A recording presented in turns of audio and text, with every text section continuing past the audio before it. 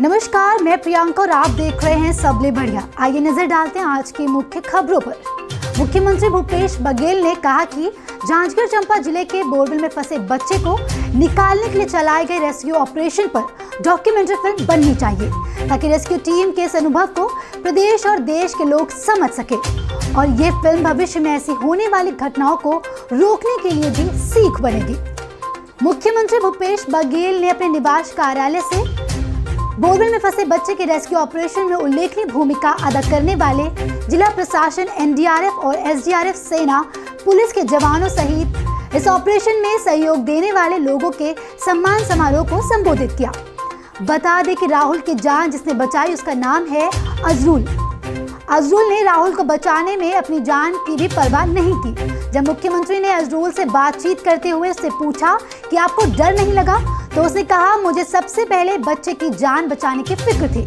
मुख्यमंत्री श्री भूपेश बघेल ने अजरुल को मुख्यमंत्री निवास पर आयोजित कार्यक्रम में सम्मानित किया और राज्योत्सव में पुनः सम्मानित करने की घोषणा की। इसके साथ ही मुख्यमंत्री ने कहा कि बच्चे राहुल साहू को बोरवेल से निकालने वाली पूरी टीम को राज्योत्सव में आमंत्रित किया जाएगा और वहां पर आप सभी का सम्मान होगा।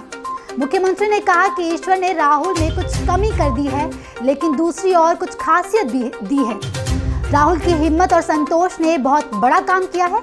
अगर राहुल को स्पीच थेरेपी, श्रवण यंत्र लगवाने की जरूरत होती है तो उसका खर्चा भी राज्य सरकार उठाएगी। ये रेस्क्यू ऑपरेशन की पूरी टीम को बधाई देता हूँ।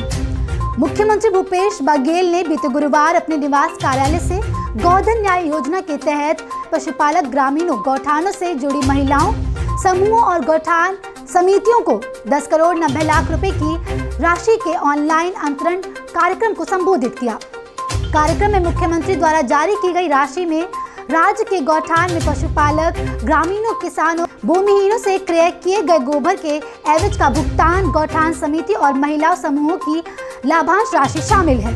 मुख्यमंत्री श्री भूपेश बघेल ने कहा कि गौठानों को रूरल इंडस्ट्रियल पार्क के रूप में विकसित करने के लिए वहां और आर्थिक गतिविधियां संचालित करने की आवश्यकता है। इससे ग्रामीण स्वावलंबन की राह में आगे बढ़ने और राष्ट्रपिता महात्मा गांधी के ग्राम स्वराज और स्वावलंबी गांव का सपना साकार होगा। मुख्यमंत्री ने कहा कि गौठानों में जैविक खाद के उत्पादन के साथ महिला एवं सहायक समूहों द्वारा मुर्गी पालन, मछली पालन जैसी अनेक आर्थिक गतिविधियां संचालित की जा रही हैं। इसके साथ ही साथ लघु वनोपजों में वैल्यू एडिशन का काम भी किया जा रहा है। इसका फायदा हमारी बहनों को हो रहा है। उन्होंने कार्यक्रम में किसानों और ग्रामीणों से आगामी खरीफ फसलों को पशुओं की चराई से बचाने के लिए आयोजित किए जा रहे रोका छेका अभियान में सहयोग करने का आह्वान किया है। उन्होंने कहा कि इससे खेती की फसल भी बचेगी और गोधन न्याय योजना से होने वाला लाभ भी बढ़ेगा। मुख्यमंत्री ने कहा, गोधन न्याय योजना से 2,11,000 से अधिक ग्रामीण पशुपालक किसान लाभान्वित हो रहे हैं। मुख्यमंत्री ने कहा कि रासायनिक खाद की जगह जैविक खाद का ज्यादा से ज्यादा उपयोग करें। इससे जमीन का उपजाऊपन बना रहेगा और लागत में भी कमी आएगी। बस्तर संभाग के 4 जिलों से सैकड़ों बंद स्कूलों को दोबारा खोले जाने पर वहीं के बच्चों ने मुख्यमंत्री श्री भूपेश बघेल को धन्यवाद दिया। मुख्यमंत्री के निवास कार्यालय में बीते गुरुवार को ऑनलाइन आयोजन राज्य स्तरीय शाला प्रवोत्सव कार्यक्रम के साथ ही मुख्यमंत्री भूपेश बघेल ने बीजापुर, सुकमा, नारायणपुर और दंतेवाड़ा जिले में पिछले 15 वर्षों से विभिन्न कारणों से बंद 260 स्कूलों को दोबारा खोलने की शुरुआत की। इन स्कूलों में 11,000 से अधिक बच्चे पढ़ेंगे। मुख्यमंत्री ने फिर से खुले इन स्कूलों में प्रवेशित बच्चों और उनके पालकों से वीडियो कॉन्फ्रेंसिंग के जरिए बात की। बता दें कि बीजापुर के राजेश मंडियाम ने मुख्यमंत्री को धन्यवाद देते हुए कहा कि वह पढ़ने के लिए पहले चेरपाल जाता था और बारिश के दिनों में आने जाने में भारी दिक्कत होती थी। मुख्यमंत्री ने पढ़ने वाले सभी बच्चों से बात की। इन सभी बच्चों ने धन्यवाद कहा कहते हुए घर के पास के स्कूलों को पुनः खोलने के लिए मुख्यमंत्री के प्रति आभार व्यक्त किया। मुख्यमंत्री भूपेश बघेल ने अपने निवास कार्यालय में अंतर्राष्ट्रीय समूह क्लाइमेट ग्रुप के प्रतिनिधिमंडल से सौजन्य मुलाकात की। क्लाइमेट ग्रुप के सदस्य ने मुख्यमंत्री को न्यूयॉर्क में 19 से 22 सितंबर तक आयोजित होने वाले क्लाइमेट वीक NYC कार्यक्रम में छत्तीसगढ़ की ओर से शामिल होने का आमंत्रण दिया। प्रतिनिधिमंडल ने मुख्यमंत्री श्री भूपेश बघेल से छत्तीसगढ़ को हरा भरा, स्वच्छ और जलवायु अनुकूल राज्य बनाने की गई विभिन्न पहल को वैश्विक बैठक में साझा करने का अनुरोध किया।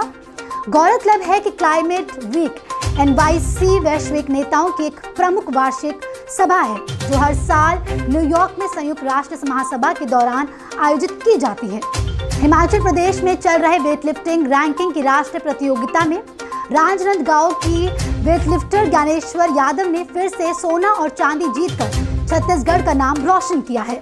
मुख्यमंत्री श्री भूपेश बघेल, शिक्षा एवं खेल मंत्री उमेश पटेल, राजनांदगांव कलेक्टर श्री तारण प्रकाश सिन्हा ने इस गौरवपूर्ण उपलब्धि के लिए ज्ञानेश्वर यादव को हार्दिक बधाई और शुभकामनाएं दी हैं।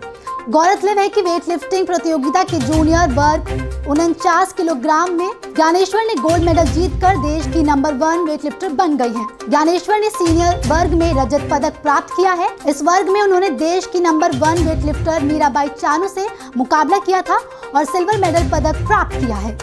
अभी के लिए सिर्फ इतना ही। जल्द लौटते हैं दूसरी खबर के साथ। तब तक बने रहें सबले बढ़िया के साथ।